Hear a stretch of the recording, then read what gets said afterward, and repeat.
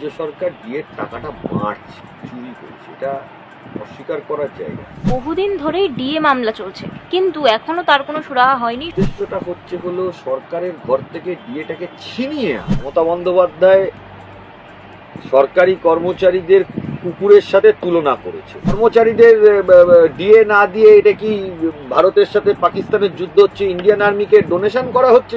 এই টাকাটা গরিব মানুষের ফান্ডে যাচ্ছে, তা তো না, টাকাটা নেতাদের পকেটে যাচ্ছে। আমাদের উদ্দেশ্যটা কি, যে রাজ্য সরকারের যে টাকাটা মারছে, যেটা কর্মচারীদের পাওয়া অধিকারের মধ্যে, তৃণমূল দলটার বিষয়ে আমি একটা কথা বলি, এরা যে ভাষা বোঝে এদেরকে সেই ভাষাই বোঝাতে হবে। এই কর্মচারীদের মাইনের ডিএর টাকা মেরে আজকে মুখ্যমন্ত্রী লন্ডন বেড়াতে যায়, এই কর্মচারীদের টাকা। রাজ্য সরকার যে টাকাটা মেরে নিয়ে চলে যাচ্ছে সেটাকেও আটকানো। বহুদিন ধরেই ডিএ মামলা চলছে, কিন্তু এখনো তার কোনো সুরাহা হয়নি। সংগ্রামী যৌথ মঞ্চের উদ্যোগে এবার আপনি তাদের হয়ে সওয়াল করবেন, কতটা আশাবাদী? দেখুন, বহুদিন মামলাটা চলছে, এটা ঘটনা, মামলা সামনে আছে। ডিএ মামলা নিয়ে আমি বলতে পারি যে, দেখুন, রাজ্য সরকার ডিএর টাকাটা মারছে, চুরি করছে, এটা অস্বীকার করার জায়গা। এখন যত দ্রুততার সঙ্গে এই মামলাটাকে শেষ করা যায় আমরা সেটারই চেষ্টা করি। এখানে কারুর সাথে কারুর বিরোধ নেই। কর্মচারী বৃন্দ যারা রয়েছে তাদের কাছে আমি অনুরোধ জানাবো, এক হয়ে লড়াইটা করতে হবে। উদ্দেশ্য একটাই, উদ্দেশ্যটা দেখুন, শুধু ডিএ পাওয়া সেটা কিন্তু উদ্দেশ্য না। উদ্দেশ্যটা হলো সরকারের ঘর থেকে ডিএটাকে ছিনিয়ে আনা। কেন ছিনিয়ে আনা? কারণ এই টাকাটা তো মার হয়ে যাচ্ছে। এই টাকাটা যেখানে ইউটিলাইজ হতো, আমি মানতাম যে রাজ্য সরকারের কর্মচারীরা, আমি অনেক কর্মচারীর সাথে কথা বলি, তারা ডিএ পাচ্ছেন না, কিন্তু এই টাকাটা গরিব মানুষের ফান্ডে যাচ্ছে, তা তো না, টাকাটা নেতাদের পকেটে যাচ্ছে। রাজ্যের যারা নেতা, তারা একটা মুখ্যমন্ত্রী বলুন, মন্ত্রী বলুন, এমপি, এদের যা মাইনে হয়, এরা যে স্ট্যাটাসে থাকে এই মাইনেতে সেই স্ট্যাটাস আসতে পারে না। তার মানে এই টাকাটা, রাজ্য সরকারি কর্মচারীদের টাকাটা মারা যাচ্ছে, কোনোভাবে হোক চুরি করে অন্য ফান্ডে দেখিয়ে চলছে। এটা তো নয় যে রাজ্য সরকারি কর্মচারীদের ডিএর টাকাটা ইন্ডিয়ান আর্মিকে দেওয়া হচ্ছে যুদ্ধ করার জন্য। আপনি দেখবেন রাজ্য সরকারের যত কর্মচারী আছে তারা এক কথায় বলবে হ্যাঁ দাও। তা তো হচ্ছে না। আমাদের উদ্দেশ্যটা কি, যে রাজ্য সরকারের যে টাকাটা মারছে, যেটা কর্মচারীদের পাওয়া অধিকারের মধ্যে পড়ে, সেইটা আটকানো যেমন উদ্দেশ্য, তেমনই উদ্দেশ্য রাজ্য সরকার যে টাকাটা মেরে নিয়ে চলে যাচ্ছে সেটাকেও আটকানোর উদ্দেশ্য। এবং আমরা এই মামলায় পুরো দমে লড়াই করব এবং আমরা আশাবাদী সুপ্রিম কোর্টের কাছে। আপনাদের মতো আইনজীবীদের পেয়ে আশাবাদী সংগ্রামী যৌথ মঞ্চ। মমতা বন্দ্যোপাধ্যায় কি তাহলে এবার কুকুরের মতো ঘেউ ঘেউ করা তিনি মন্তব্য করেছিলেন, এই মন্তব্যের মোক্ষম জবাব পাবেন? দেখুন, পশ্চিমবাংলার সংস্কৃতিটা যে অধঃপতনের দিকে গেছে এটা আমরা বুঝে গিয়েছিলাম যখন তিনি এই ধরনের শব্দ চয়ন করেছেন বা প্রয়োগ করেছেন। এখন এই তৃণমূল দলটাকে আমি অনেক সময় হয়তো উত্তেজিত অবস্থায় অনেক কথা অনেক সংবাদ মাধ্যমে বলেছি। এই তৃণমূল দলটার বিষয়ে আমি একটা কথা বলি, এরা যে ভাষা বোঝে এদেরকে সেই ভাষাই বোঝাতে হবে। এদেরকে আপনি যদি ভদ্র ভাষা বলতে যান, মমতা বন্দ্যোপাধ্যায় সরকারি কর্মচারীদের কুকুরের সাথে তুলনা করেছেন। তাদের টাকা চুরি করে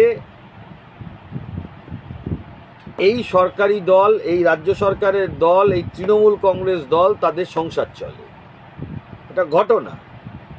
এই কর্মচারীদের মাইনের ডিএর টাকা মেরে আজকে মুখ্যমন্ত্রী লন্ডন বেড়াতে যায়, এই কর্মচারীদের টাকা মেরে। এটা আটকানো উদ্দেশ্য। এই কর্মচারীদের ডিএ না দিয়ে এটা কি ভারতের সাথে পাকিস্তানের যুদ্ধ হচ্ছে, ইন্ডিয়ান আর্মিকে ডোনেশন করা হচ্ছে যুদ্ধের জন্য? তাহলে দেখতেন সব, আমি বিশ্বাস করি সব কর্মচারী এক হয়ে বলতে, না আমরা দেবো, আরও দেবো, পকেট থেকে না খেয়ে হলেও দেবো, দেশের জন্য দেবো। কিন্তু তা তো হচ্ছে না, হচ্ছে চুরি। নিজের ঘরে টাকাটাকে আদায় করে নিতে হবে এবং পশ্চিমবাংলায় চুরিটাকে আটকাতে হবে। যেটার ওপর বেস করে আজকে তৃণমূল নেতা নেত্রীরা বড় বড় বাড়ি গাড়ি, একটা এমএলএ এমপির এত টাকা হয় না যে সে বিএমডব্লিউ মার্সিডিজের পর মার্সিডিজ ঘুরে যাবে, এবং তৃণমূলের নেতাদেরই আপনি দেখবেন, অন্য রাজনৈতিক দলের নেতাদের আপনি অত দেখতে পাবেন, কাউন্সিলর থেকে আর একদম পুরো এমপি এমএলএ মন্ত্রী পর্যন্ত। এটা নিয়ে আমরা লড়াই যেমন ছাড়বো না, আগামী দিনে আরো তীব্রতার সাথে আমরা লড়াই করব এবং এটা আদায় করে সরকারের ঘর থেকে আমরা ছাড়ব, এটাই আমাদের উদ্দেশ্য। একদম শেষ প্রশ্নে আসবো স্যার, যে এতদিন কনফেডারেশন অফ স্টেট গভর্নমেন্ট এমপ্লয়িজের উদ্যোগে চলছিল এই মামলা, এবার সংগ্রামী যৌথ মঞ্চ ডি আন্দোলনকারীরা যদি নিজেদের মধ্যে বিভাজন টেনে আনে, তাহলে মমতা বন্দ্যোপাধ্যায়ের পথ তো আরো সুগম হয়ে যাবে, তাই না? না দেখুন, এখানে তো আইনগত দিক থেকে কারোর সাথে কোনো বিরোধ কারণ নেই। যারা নিয়ে যাচ্ছেন তারা লড়াই করছেন, তারা লড়াই করুক, সাপোর্ট আর একটু বাড়ানো হবে।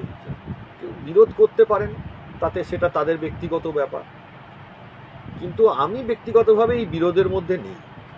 যত তাড়াতাড়ি, এখানে উদ্দেশ্যটা একটাই, যদি আইনগত দিক থেকে দেখেন, উদ্দেশ্যটা হলো রাজ্য সরকার যে এসএলপিটা করেছে সেটা খারিজ করানোটা উদ্দেশ্য।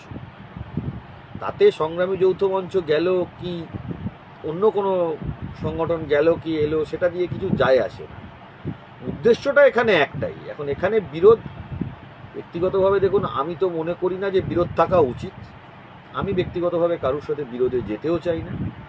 উদ্দেশ্যটা একটাই, সেটা হলো এই এসএলপিটাকে খারিজ করানো।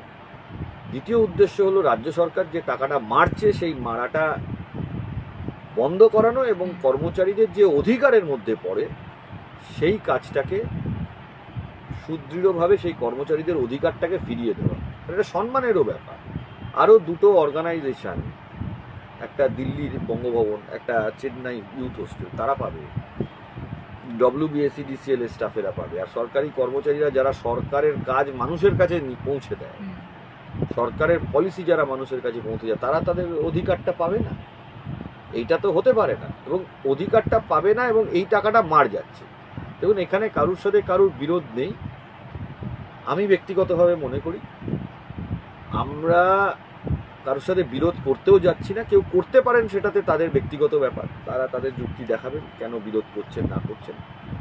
আমরা কারোর বিরুদ্ধে কোনো বিরোধিতায় বা কোনো কিছুতে যাব না। উদ্দেশ্য এখানে একটাই, রাজ্য সরকারের যে এসএলপিটা সেটাকে যত তাড়াতাড়ি খারিজ করানো যায়, এটাই মূল লক্ষ্যে সমগ্র সরকারি কর্মচারী যারা কাজ করেন তাদেরকে, যারা ইউনিয়ন আছেন প্রত্যেককেই আমি আহ্বান জানাবো, কারণ লড়াইটা এক হয়ে করতে হবে, এটা হলো বিষয়।